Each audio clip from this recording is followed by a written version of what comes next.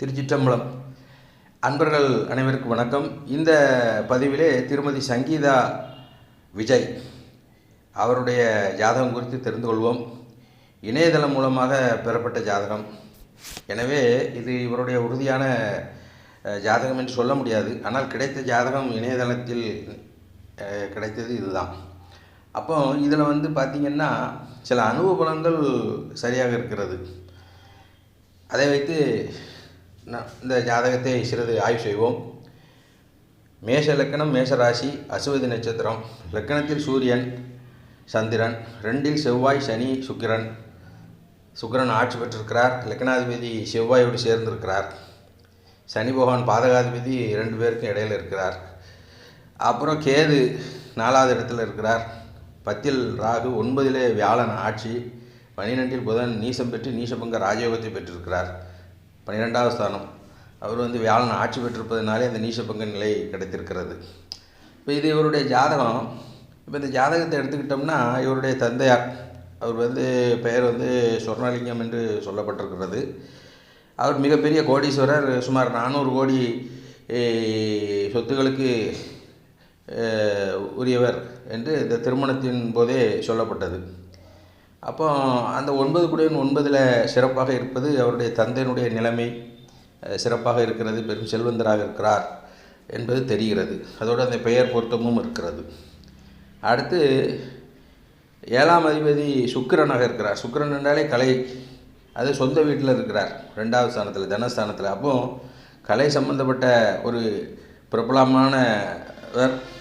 அவர் தான் விஜய், மிக பிரபலமான நடிகர். அதுவும் 2வது இடம் தனஸ்தானம். அப்போ செல்வத்துக்குரியவர்.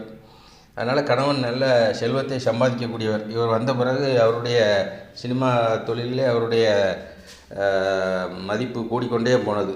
அவர் ஒவ்வொரு படத்துக்கும் 100 கோடி 150 கோடின்னு அதிகமாகிக்கொண்டே இருந்தது. 200 கோடி என்றாலும் சம்பளம் கொடுக்க தயாராக இருக்கின்ற அளவுக்கு உயர்ந்து விட்டார். அப்போ அந்த பெயர் பொருத்தமும் சரியாக இருக்குது. அப்புறம் பார்த்திங்கன்னா சூரியன் 5 கூடையவன், சந்திரன் 2 கிரகங்களோடு சேர்ந்திருக்குது. 2 குழந்தைகள், ஆண் 1 பெண் 1. அப்போ இப்போ இந்த நேரத்தில் இவர் விவாகரத்து பிரச்சனை பெரிதாகி இருக்கிறது. அதற்கு காரணம் என்னவென்றால் இந்த மாசி 10ஆம் தேதி, அதாவது வருகின்ற ஞாயிற்றுக்கிழமை, நாளை என்று நினைக்கிறேன். ஆமாம், அந்த நாளிலே வாக்கிய கணிதப்படி சனி பயிற்சி ஆகிறது. மீன ராசிக்குள்ளே போகிறார். திருக்கணிதப்படி ஏற்கனவே மீனராசியில் வந்தாச்சு. அப்போ மேசராசிக்கு 7.5 சனி ஆரம்பிச்சிட்டது. அதுவும் முதல் நட்சத்திரம் மேசராசியிலே. அந்த 7.5 சனி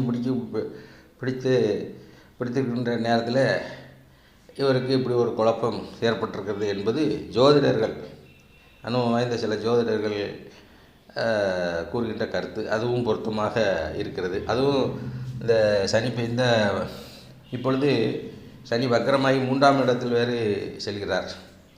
3இலே வியாழன் செல்வது கோசாரப்படி மிகவும் கெடுதலானது. ஆக 12இலே சனி, 3இலே வியாழன், இவ்வாறு இவருடைய நிலைகள் இருக்கிறது. இப்படி கோசார ரீதியாக இருப்பதனாலும் இந்த அவருடைய கணவர் ஒரு தனி கட்சி ஆரம்பித்து ஒரு பொறுப்பான தலைவராக எலெக்ஷனை சந்திக்கக்கூடிய ஒரு சூழ்நிலையில்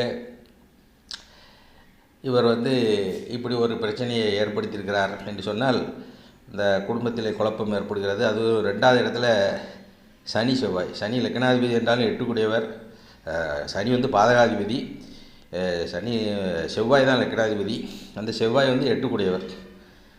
அப்படி 8ஆம் அதிபதியும் பாதகாதிபதியும் குடும்பஸ்தானத்தில் சேர்ந்திருக்கிறார்.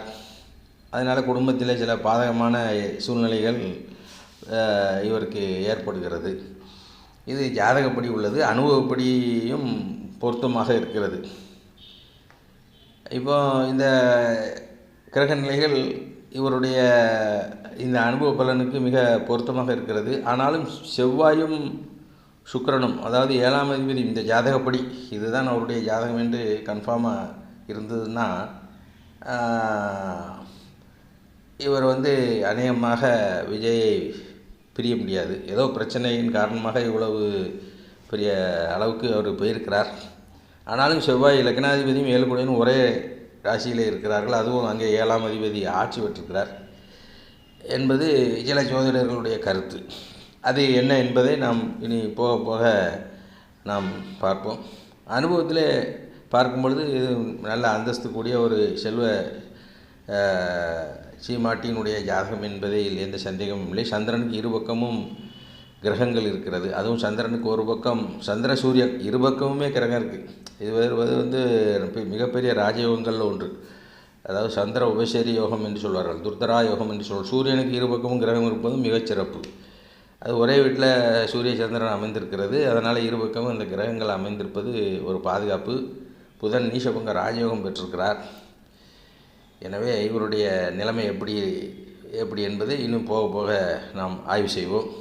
இப்பொழுது இந்த ஜாதகத்தினுடைய பலன்கள் சில பொருத்தமாக இருக்கின்றன.